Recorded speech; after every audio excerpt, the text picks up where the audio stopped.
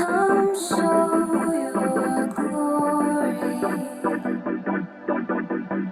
Come show your face. Come light a fire in us. Breathe on this place.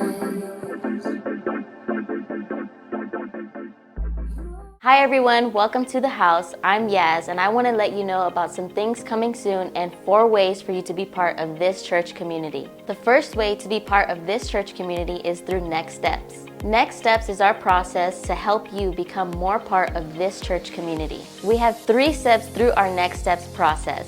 We have Step 1, Open House Lunch. Step 2, Mission and Values. Step 3, The House is My Home, where you can officially make this church your home church. If you finished Step 1, Open House Lunch, and you would like to continue learning how to become more a part of this community, then this is for you. We're hosting Step 2, Mission and Values, next Sunday after church in the library. The library is right across from our main sanctuary and to the right of the church entrance. We'll have light refreshments as we connect with some of our team here at the house. Please go ahead and register online under our Coming Soon page. The second way for you to be part of our church community is through groups. Groups exist to help you develop deeper community here at the house. Connect Group Season 2 begins in May, but until then, you can join one of our year-round groups. Go ahead and find a group by going online to our groups page and click Join a Group. There you'll find a few year-round groups that you can be a part of. That way you won't skip a beat in building deeper community here at the house. The third way to be part of our church community is through events. Events are our one-time experience to help inspire and encourage our church community. We always have something special around the corner, and coming up next is Mother's Day. We are extra early in our reminder of this day. That way you have time to plan, prepare, and buy your mom a gift. Join us for Mother's Day at the house on May 12th. We'll have something special planned for all the moms. We'll see you there. On May 19th, we are joining with churches across California to participate in a statewide day of baptism called Baptize SoCal. For anyone wanting to be part of this day or to be baptized, please sign up online under our Coming Soon page. The fourth way to be part of our church community is through classes. Classes exist to help you learn biblical principles to grow your faith. Would you like to grow deeper in your understanding of the Bible? If that's you, join us on Wednesday nights via Zoom for the Book of Acts Bible study with Pastor Dana. To be a part, please sign up online on our Coming Soon page. We are so happy you're here. Now let's go to the message. Hey, welcome to the house. My name's Wes. I'm the lead pastor here, and just want to say wherever you're watching from, thanks for joining us. I'm glad that you took a couple moments, or maybe a friend sent this to you, but thank you so much for joining us today. Huge shout out. Many of you, you've liked, you've subscribed, you've shared with friends. Thank you so much for doing that. We are very honored to have you part of this journey. Today, we're continuing on. We're on part 2 of this series that we are entitling Mother Wisdom. You got to say those words together. Mother Wisdom, a study on the book of Proverbs. And our goal right now, we're going through, everyone in our community is reading 1 proverb a day. So whatever the date is, today's the 14th that we're airing this, that you'd read Proverbs chapter 14.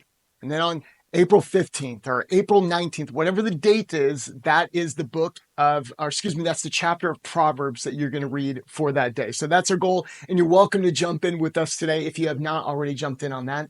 Hey, before we jump into the message, if you have any questions about who we are, what we're about, or how you can join us for a in-person service, check out thehousela.org. So like I said, today we're continuing on that series on wisdom. And today we're talking about wisdom has benefits. Wisdom has benefits. Let me read you a couple Proverbs. Proverbs chapter 19, verse number 8. I'm going to read it in 2 different translations. The Message translation says this: grow a wise heart. You'll do yourself a favor. Grow a wise heart. You'll do yourself a favor. Keep a clear head. You'll find a good life. Proverbs 19:8 says this: to acquire wisdom is to love yourself. Wisdom has benefits. A couple years ago, my wife Vanessa had a job at Bank of America. And she was about to quit her job, but then we found out that her job had a benefit. And one of the benefits was that they would help pay for college. Now, all of this time, we had been paying for her college, not knowing that Bank of America would pay for this college. And we said, wait a minute, don't quit yet. Why? This job has benefits. Wisdom has benefits. It brings benefits. Here's just a couple of them. Wisdom helps you know the right way to go. Proverbs 2:9. Wisdom will save you. Proverbs 2:16. Wisdom adds years to your life and life to your years. Wisdom gives you favor with God and with people. Wisdom is better than money. Wisdom offers you long life, riches, and honor. Wisdom adds peace and security. The wise inherit honor. Common sense and success belong to wisdom. The results of wisdom are better than gold, and wisdom adds, again, years to your life and life to your years. Write this down. Number one, wisdom saves you from unnecessary heartache. So there's all these different things that wisdom does, but we're going to kind of zero in on a couple of them. Wisdom saves you from unnecessary heartache. Look, love and loss happen to all of us. It's like they say death and taxes. It's a guaranteed in this life. Well, love and loss is also a guaranteed in life as well. I don't know if you remember being a kid and you had a crush on someone and then they moved schools or they moved away and you're just devastated. You're like, how could they? How could, they move schools, or how could they get a different teacher the next year? We were going to be together forever and it's second grade. Well, you can have heartache as a kid. You can have heartache as an adult. And you may even ask, like, God, where are you in all of this? We don't have to be fatalistic. There's some heartache that cannot be avoided, but there's some heartache that can be avoided. It's because of wisdom. Wisdom will help you avoid unnecessary heartache.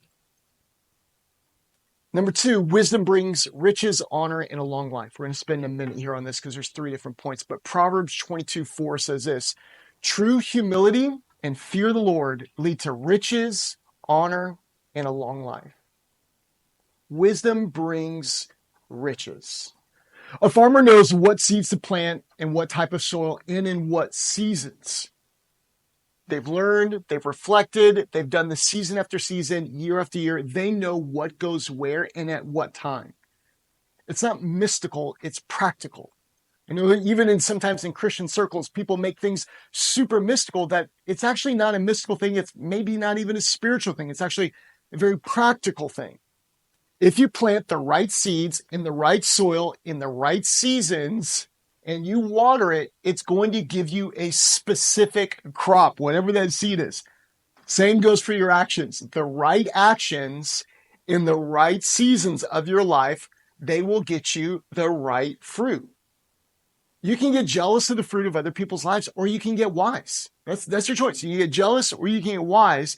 Wisdom brings riches. I know some people, they have sown good actions. They've done good actions and they've invested early on in life. And so later on in life, when they're now reaping the rewards of those things, other people who did not sow and did not plant and did not hustle like those people did earlier on, may get jealous. You can either get jealous or you can get going. But wisdom brings riches. Wisdom also brings honor. Reputations. Your reputation is earned by the decisions that you make. A bad reputation is earned by someone who consistently makes bad choices.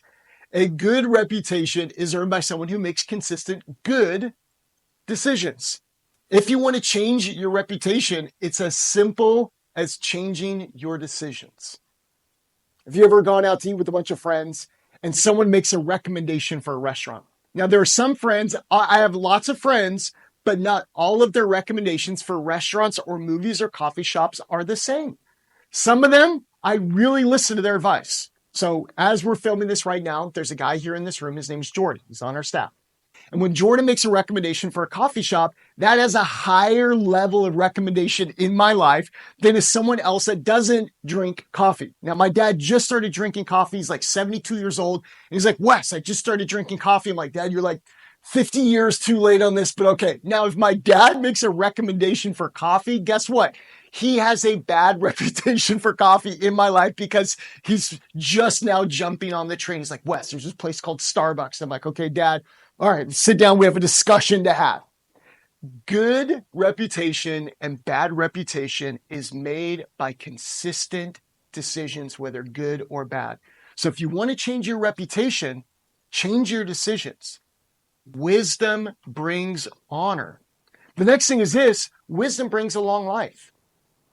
Well, there's a couple practical ways that this happens. One of them is that it removes unnecessary stress. Now, I don't know if we know all of the full medical results, but stress has an effect on your life. I've looked at my life in preparing for the series. I've looked at my life and the seasons where I had the highest level of stress. Maybe you've seen this as well. The seasons where I had the highest level of stress, I got sick more. My sleep wasn't as good. You know, you get that junk sleep and you're just like, you wake up and you're like, I slept, but did I even sleep? Why? Because stress was robbing those things from you. It's robbing sleep. It's robbing health. It also removes unnecessary heartache. Wisdom removes unnecessary heartache, as we talked about earlier. So you have both the physical and you have an emotional component to wisdom. And it also removes unnecessary bad decisions. That will affect your finances. So when you say, hey, you're going to have a healthier physical body, a healthier emotion, and healthier finances, across the board, that's going to give you a longer and fuller life. So wisdom not only will add years to your life, I would say this, it also adds the life to your years. So not only does it add by subtracting bad things out of your life, but it also adds a fullness to your life that foolishness will never give you. Last thing is this: wisdom's fruit, because we're talking about benefits, wisdom's fruit is better than gold. Proverbs 18 through 21 says this: I have riches and honor, as well as enduring wealth and justice. My gifts, better than gold. My gifts are better than gold, even the purest gold. My wages are better than sterling silver. I walk in righteousness and passive justice. Those who love me inherit wealth, and I will fill their treasuries. Wisdom's fruit, it's better than gold. We don't go after wisdom for the practical results, although you could. But wisdom brings you something that's better than a bank account. Wisdom brings you a full life. Wisdom has benefits. Let me pray for you. Jesus, thank you for every friend watching this right now. I'm praying, God, for the grace of God over their life. And I'm praying, as we talked about last week, a hunger for wisdom. But also today, I'm praying that they would see the benefits of wisdom in their life. In Jesus' name, amen. Hey friends, thank you so much for joining us today. Hey, lastly, if you'd like to join us for a live in-person service, or if you'd like to give, you can check out thehousela.org. Everything is on there about our service times, but also how to give as well. Big thank you to those of you who have joined us in the journey of generosity. We cannot do what we do unless it was with God's blessing, but also if it wasn't for your help. So can't wait to join with you again next week as we continue on this series on wisdom. God bless, and we'll see you next week here at the house. Come show your glory. Come show your face. Come light a fire in us. Breathe on this place.